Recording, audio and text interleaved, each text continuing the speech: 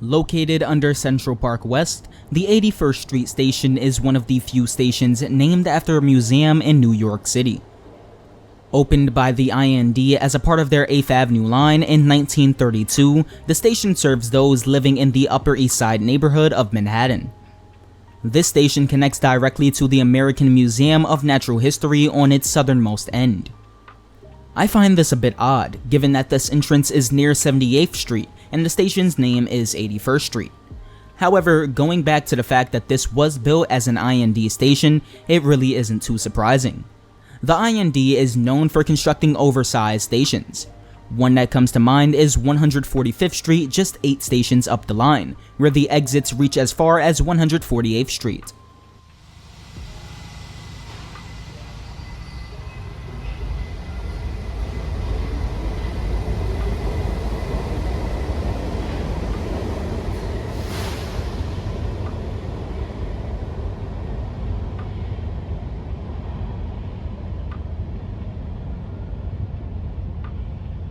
While there isn't much to talk about in terms of history with this station, there are a number of things we can discuss in terms of design.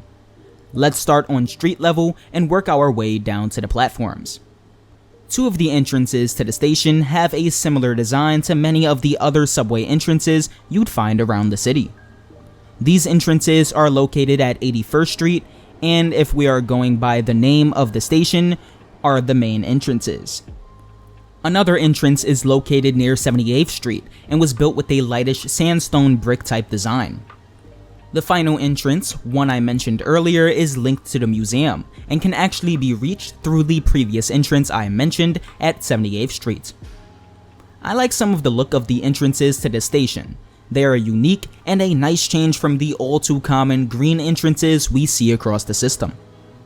Walking through the most interesting of these entrances, the one on 78th Street, we are led to a long corridor filled with artwork of different types of organisms.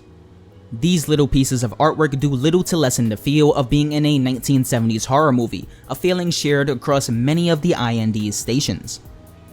Through this corridor and fare control, we are plopped out onto the platforms and into the rat-infested, intolerable heat of the New York City subway.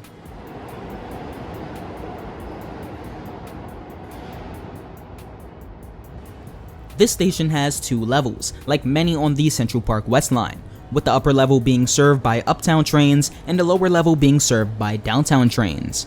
I feel for those who have to use this station on a daily basis, and I pray that they won't have hearing loss from the extremely loud rumbling of the trains on the opposite level. But hey, at least I can tell when there's an express train about to bypass.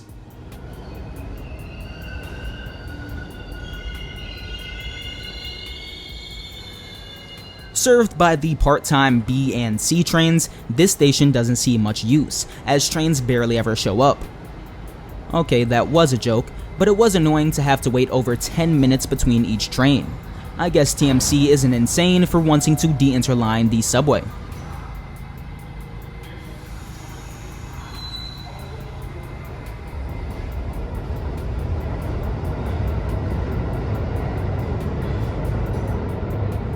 Since there isn't much to see on the upper level besides the occasional A train, let's descend to the lower level, which has an odd smell as if there was a gas leak. In both the staircases on the north and south ends of the platform, you can find some nice artwork.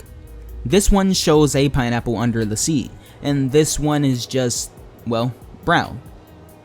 Let's hurry up with this video before I pass out from this headache-inducing smell.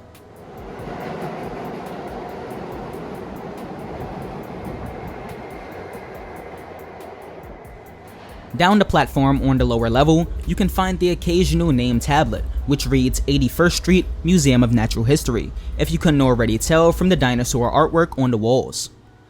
I like the artwork at the station, and I wish that it would be translated across more in the system. While many of the original stations in Manhattan on the IRT, IND, and BMT have interesting designs, the same cannot be said for some stations which came after. Just look at the Underground Pelham line and you would understand. Maybe if the MTA ever continues their enhanced station initiative, we'll see more unique designs in some of the stations, but I'm not very optimistic. At least at this station, people have some things to look at while they wait for their B or C train, which is almost never one station away. Anyways, that is the 81st Street Station Museum of Natural History, which is certainly a blast from the past. I hope you enjoyed this video and the many jokes I put in it. If you would like to get more of this type of content from Mystic Transit in the future, like, subscribe, and consider becoming a channel member.